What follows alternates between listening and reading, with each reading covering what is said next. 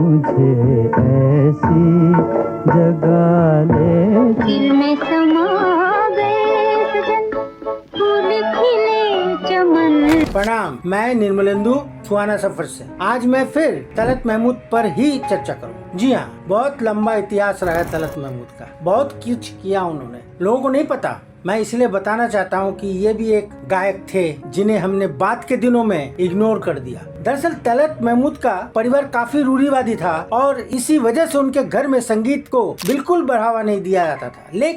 लेकिन जुआ तलत को बचपन से ही संगीत से बेहद लगाव था और इसी वजह से वो महफिल घूमते रहे और रिकॉर्डिंग जो कैसेट्स की दुकानें हैं वहाँ भी भटकते रहे, जिसे रिकॉर्ड स्टोर कहा जाता था उन दिनों।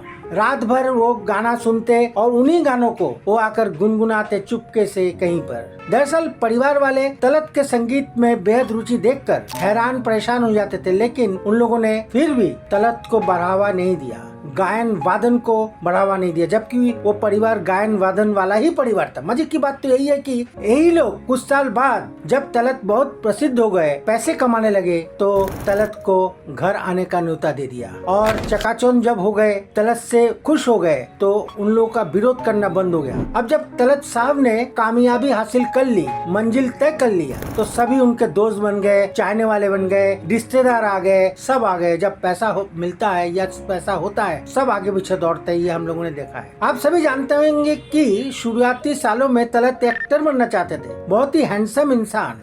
आप देखेंगे सामने से तो आप गश खा कर गिर जाएंगे। हाँ, 13 फिल्मों में अभिनय किया था उन्होंने। वे पार्श्व गायकों में सबसे आकर्षक पार्श्व गायक थे।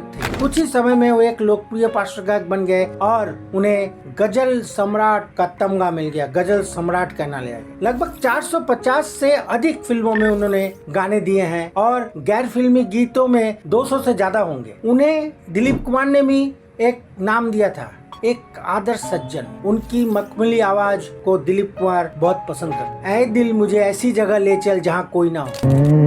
मुझे ऐसी जगा ले। 1950 में फिल्म आई थी। फिल्म का नाम था आरजू और संगीत अनिल विश्वास ने दिया था। मजरू ने गीत लिखे थे। क्या गीत थे, वाह!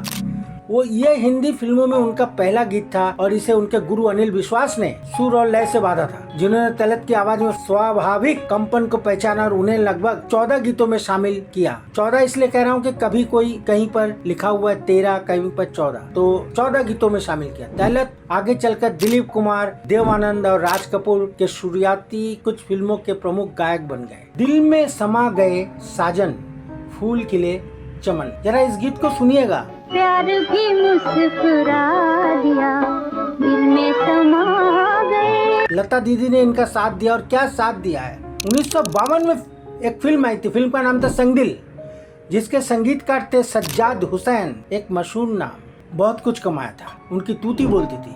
और गीतकार थे वही राजेंद्र कृष्ण, एक से बढ़कर एक गीत जिन्होंने दिए हैं। इस संग्रह में एकमात्र जुगल गीत था यह। सज्जाद की एक विशिष्ट रचना है ये, जो सुनने में सरल जरूर लग सकता है, लेकिन सज्जाद की अधिकांश धुनों की तरह से गाना बेहद मुश्किल है। हालांकि तलत की स्वाभाविक गायन शैली उन्हें इसे सहजता से गाने में मदद करती है और लता दीदी भी बखूबी साथ निभाती है। एक बार जरूर सुनिए। अब अगर ये कहें कि नौशाद के लिए बाबुल असल में तलत साहब की पहली और आखिरी फिल्म थी, तो शायद गलत नहीं होगा, क्योंकि इंडस्ट्री के लोग ऐसा ही मानते हैं। नौशाद साहब और बाबुल फिल्म के बारे में मेरा मानना ये है कि लगातार कुछ फ्लॉप फिल्मों में काम करने से बेहतर यही होता है कि आप एक अच्छी फिल्म दे या एक गाना अच्छा गा दें, जिससे तहलका मच जाए और आप इतिहास बन जाए। मतलब एक बेहद सफल फिल्म देना बेहद जरूरी है जिंदगी में, एक्टर के लिए और गायक के लिए। एक बेहतर गाना, बेस्ट गाना, जैसे रफी ने एक से बढ़कर एक गाने दिए हैं। मधुबन में राधिका नाचे रे,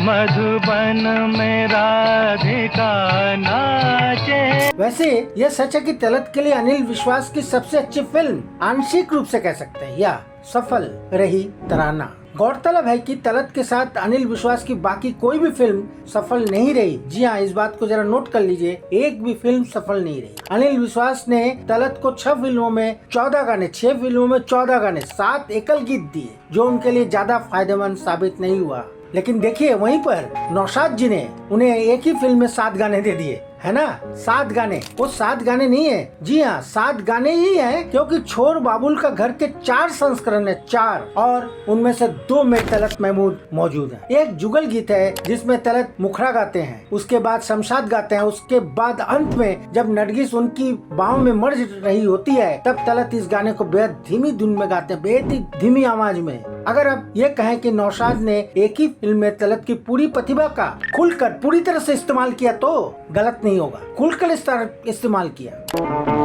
जिंदगी देने वाले सुन, उदास एकल गीत, खुश एकल गीत, खुश नुमा एकल गीत, बेहद धीमी उदास एकल गीत, और थोड़ा सा धीमे में प्यार से सहलाकर एक एकल गीत। नौशाद ने उनकी एक गायकी की ताकत का ही इस्तेमाल किया, एकल गायकी की ताकत का इस्तेमाल किया। नौशाद या CR रामचंद्र की तरह अनिल विश्वास में ज्यादा विशेषता नहीं थी, ऐसा ही माना जाता है। उन्होंने गाने तो गवाए लेकिन वो गाने उतने प्रसिद्ध नहीं हुए। यह मैं नहीं, इन तीनों ने बनाए गए धुनों को परखेंगे, मतलब या मैं नहीं कह रहा हूँ, इन तीनों के बनाए गए धुनों को अगर आप परखेंगे, बारीकी से परखेंगे और देखेंगे और सुनेंगे तो आपको ऐसा ही लगेगा, आपको लगेगा कि मैं सही कह रहा हूँ। हालांकि आप एक बार सुनिए और फिर निर्णय लीजिए। लेकिन एक दिन ऐसा भी है जब निर्माता निर्देशक तलत से गवाने में हिचकिचाने लगे, डिस्टेंस बढ़ा लिया। अब ऐसा भी सवाल उठता है कि ऐसा क्यों हुआ कि दिलीप कुमार ने भी तलत महमूद को भुला दिया। नहीं सर, अगर ये कहें कि तलत को दिलीप साहब ने नहीं नौशाद साहब ने बुला दिया, जी हाँ, तो ज्यादा सही होगा, क्योंकि यही सच्चाई है। बस्ती बस्ती